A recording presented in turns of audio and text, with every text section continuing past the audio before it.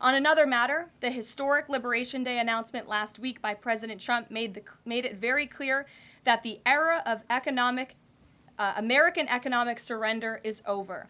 President Trump is no longer going to allow American workers and companies to be ripped off at the hands of foolish trade practices that shipped away millions of high-paying jobs and hollowed out communities across the country. It's America first, all the way. And despite fear-mongering by the media, the world is clearly responding to President Trump's approach. Just yesterday, President Trump held a bilateral meeting with Israeli Prime Minister Benjamin Netanyahu here at the White House. The Prime Minister pledged to immediately eliminate America's trade deficit with Israel and remove their trade barriers. Israel's proactive approach should serve as a model for the rest of the world.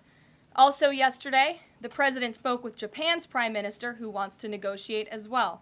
The President also spoke to the acting President of South Korea this morning. He has tasked Secretary Bessent and U.S. Trade Representative Jamieson Greer to lead these talks.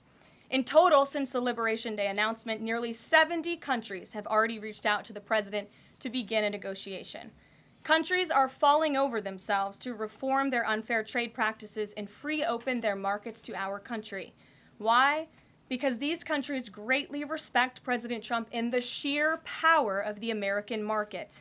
These countries realize they've gotten filthy rich over the past few decades by imposing substantial tariffs on American-made products and ridiculous non-monetary barriers to block out American industry.